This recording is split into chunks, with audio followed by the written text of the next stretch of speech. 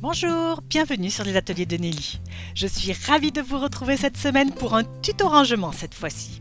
Si vous êtes comme moi, vous réalisez des cartes faites main et parfois vous ne les envoyez pas tout de suite. Voici un tutoriel pour réaliser un carnet de rangement très pratique et décoré à votre goût. Mais avant cela, je souhaite la bienvenue à toutes celles et à tous ceux qui passent par là. Bienvenue sur cette chaîne, je suis Nelly Boudet, je vends du matériel pour la marque Stampin' Up et toutes les semaines je vous propose une vidéo tuto pour que vous puissiez réaliser toutes sortes de projets dans la bonne humeur. Ce rangement pour cartes, le voici. Comme j'ai pas mal de cartes, j'ai prévu d'en faire plusieurs et donc j'ai rajouté une étiquette sur laquelle je noterai s'il contient des cartes d'anniversaire ou des cartes de Noël par exemple. Les cartes se trouvent dans des enveloppes en plastique. Ce projet, vous pourrez l'utiliser pour y stocker des cartes que vous avez réalisées ou vous pouvez vous en servir pour offrir une série de cartes à un proche. Vous pouvez également y classer des cartes que vous avez reçues. Vous pouvez aussi mettre des photos, c'est à vous de voir. En tout cas, il est super facile à faire, vous allez passer un bon moment à le réaliser. Et voici le matériel que j'ai utilisé pour réaliser ce petit carnet de cartes. Tout d'abord, j'ai utilisé la série de papier qui s'appelle Œuvre magistrale. Vous savez, cette série de papier avec toutes ces couleurs qui est vraiment magnifique. Je vous montre le set de tampons magnifiquement unique qui est coordonné mais que je n'ai pas utilisé dans ce projet. Par contre, j'ai utilisé le set de die parce que je le trouve très joli avec ces deux grandes fleurs, je l'adore. Et j'ai également eu besoin d'un classeur d'embossage. Et cette fois, j'ai pris celui qui s'appelle Vieux mur de briques.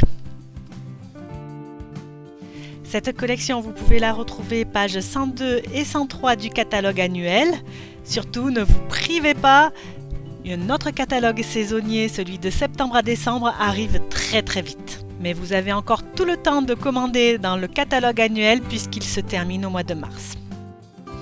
D'habitude dans mes vidéos, je commence par vous montrer la structure et ensuite la décoration. Et bien là, on va faire tout l'inverse aujourd'hui. On va commencer par la décoration.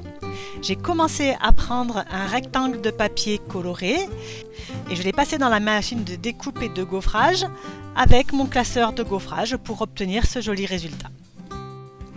On est bien d'accord, ce classeur de gaufrage, il est magnifique. Je veux encore plus accentuer ces motifs.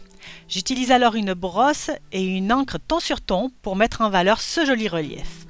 Ici, le papier est de couleur ardoise bourgeoise. Je me sers donc d'une encre de couleur ardoise bourgeoise également et j'y vais tout doucement avec ma brosse. Comme ça, l'encre ne touche que les bosses du papier et laisse les creux un petit peu plus clairs. Ça fait vraiment ressortir l'embossage, moi j'adore ça. La taille de mon rectangle de papier, c'est la base d'une carte, 10,5 par 14,85. Je vais également découper un carré de papier imprimé de 9,5 par 9,5 cm et je vais utiliser le joli die bordure pour faire une bordure comme s'il s'agissait d'une bordure de carnet déchiré. Ce die fait bien sûr partie du lot magnifiquement unique que je vous ai montré tout à l'heure.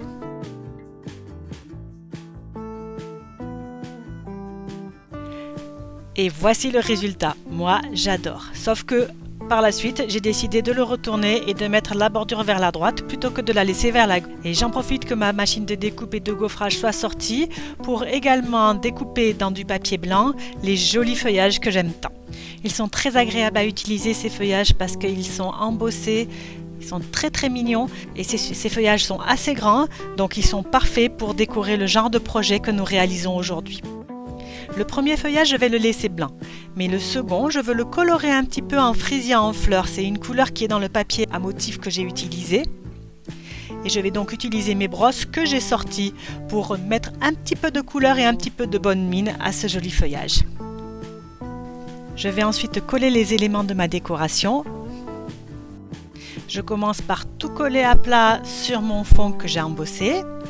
Ensuite, je vais rajouter un ruban. Et là, vous avez en avant-première un ruban qui sera dans le prochain catalogue de septembre à décembre 2023. C'est un ruban magnifique qui est tout bordé d'argenté. Je trouvais qu'il allait parfaitement bien avec cette collection et le projet d'aujourd'hui.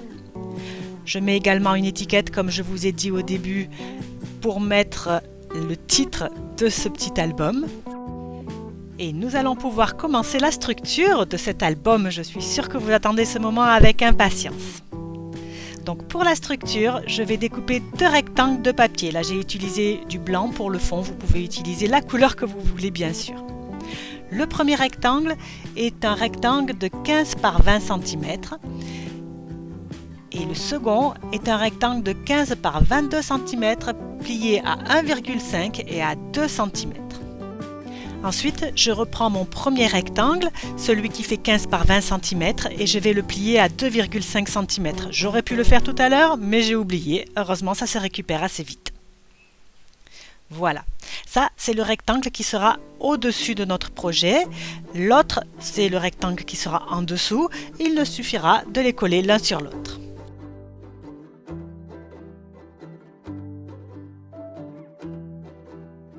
Vous avez vu, je suis vraiment à la fin de mon tube de colle. J'ai horreur d'être à ce moment-là, mais bien sûr, il y a toujours un moment où le tube de colle, il est presque fini. Donc, pour éviter les gaspillages, je l'utilise jusqu'au bout, même si ça ne me plaît pas vraiment. Et vous, comment vous faites quand vous êtes à la fin de votre tube de colle? Vous êtes comme moi, toujours en train de presser, de secouer et de râler? Dites-le moi en commentaire, ça m'intéresse beaucoup de savoir si je suis toute seule à penser ça. La structure de la couverture est terminée. Vous avez vu, nous avons donc un pli qui nous permet de rabattre le dessus de la couverture vers la gauche.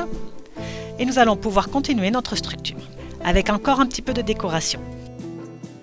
Ça y est, mon tube de colle est enfin vide, j'ai pu passer à un œuf. J'ai découpé 2 rectangles de papier imprimé pour pouvoir mater ma décoration. Je les mets bien centrés sur ma couverture. Et je termine en collant le rectangle que nous avons décoré en début de cette vidéo. Je vous montre maintenant comment on va mettre les pochettes plastiques qui vont nous permettre de mettre nos cartes. Vous allez voir, c'est tout simple. J'ai pris quelques enveloppes plastiques du commerce. Stampin' Up en vend, mais celles-ci viennent de chez Action. En effet, pour faire ce genre de projet, celles de Stampin' Up sont un petit peu trop petites. J'ai préféré assurer en prenant des un petit peu plus grandes. J'ai mis 6 enveloppes dans mon petit carnet. Un petit peu plus, c'est un peu trop parce que ça fait trop lourd et trop gros. Autant faire, comme je vous l'ai dit en début de vidéo, plusieurs carnets avec plusieurs thèmes plutôt que de surcharger le nombre d'enveloppes. Et pour fermer mon petit calepin, je vais juste utiliser une pince que j'ai également trouvée dans le commerce. Vous pouvez aussi agrafer vos enveloppes si vous le souhaitez. Et il ne vous reste plus qu'à remplir chaque petite enveloppe par les cartes que vous aurez confectionnées ou que vous voulez offrir ou que vous avez reçues. Ce projet, il est vraiment tout simple et tout sympa.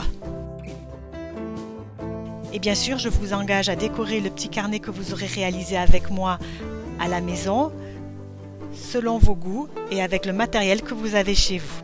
Si vous êtes intéressé par le matériel que je vous présente, n'hésitez pas à me contacter sur mon adresse mail lesatelierdesnelly@gmail.com. Je me ferai un plaisir de vous répondre. J'espère que ce petit projet tout simple vous a plu. En tout cas, moi, je me suis bien amusée à vous le montrer et à le réaliser avec vous. Je vous retrouve bien sûr la semaine prochaine pour un nouveau tuto. Si ça vous a plu, comme d'habitude, mettez un pouce en l'air, partagez, commentez, abonnez-vous, ça me fait toujours super plaisir.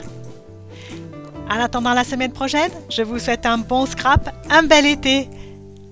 À bientôt, au revoir.